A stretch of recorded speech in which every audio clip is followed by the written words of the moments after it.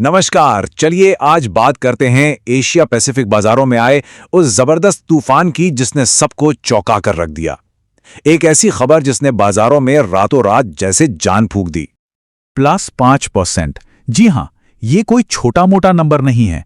ये दक्षिण कोरिया के कॉस्पी इंडेक्स में सिर्फ एक दिन की जबरदस्त छलांग है। लेकिन सवाल यह है कि आखिर ऐसा हुआ क्या? आइए इसी को समझते हैं। तो इस तेजी के पीछे की वजह सिर्फ एक देश या एक बाजार तक ही सीमित नहीं थी। यह तो एक ऐसी लहर थी जिसने, आप समझिए, पूरे एशिया पैसिफिक क्षेत्र को अपनी चपेट में ले लिया। और इस पूरी हलचल के केंद्र में थी एक बिल्कुल अप्रत्याशित घोषणा जो आई सीधी संयुक्त राज्य अमेरिका और भारत की तरफ से। इसी एक खबर ने बाजार में जैसे आग लगा दी। और ये है वो बयान जिसने बाजार में सनसनी फैला दी। अमेरिकी राष्ट्रपति डोनाल्ड ट्रंप का ट्रूथ सोशल पर किया गया बस एक पोस्ट और बाजार का उत्साह देखते ही देखते आसमान छूने लगा। लेकिन यह सौदा सिर्फ टैरिफ कम करने तक ही सीमित नहीं था। नहीं, इसके पीछे की कहानी और भी गहरी है। भारत न सिर्फ अमेरिकी उत्पाद ज्यादा खरीदेगा, बल्कि रूसी कच्चे तेल से दूरी बनाकर अमेरिका से तेल खरीदेगा। अब यह एक बहुत बड़ा भू राजनीतिक बदलाव है। इस व्यापार सौदे का असर सिर्फ भारत या अमेरिका तक ही सीमित नहीं रहा। इसकी जो सकारात्मक लहर थी वो पूरे एशिया में महसूस की गई। और असर देखिए, बिल्कुल साफ था। दक्षिण कोरिया का कॉस्पी 5% से ज्यादा उछल गया। जापान का निकेई भी लगभग 3% चढ़ गया। और ये लहर ऑस्ट्रेलिया से लेकर चीन तक हर बड़े बाजार में देखी गई। इससे पता चलता है कि ये उत्साह कितना व्यापक था।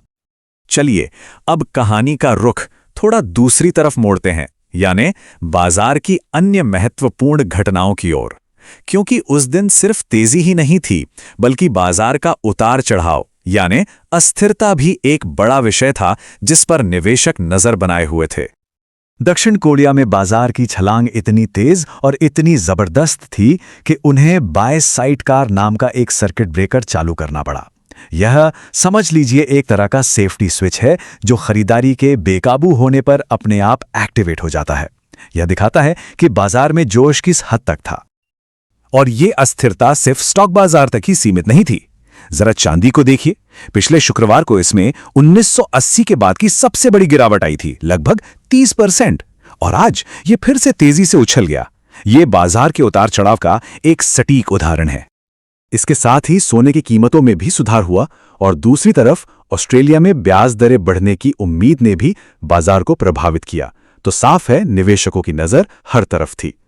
तो चलिए अब इस पूरी तस्वीर को थोड़ा बड़े पैमाने पर देखते हैं। एशिया के इन घटनाओं को दुनिया भर के वित्तीय बाजारों के नजरिए से समझने की कोशिश करते हैं।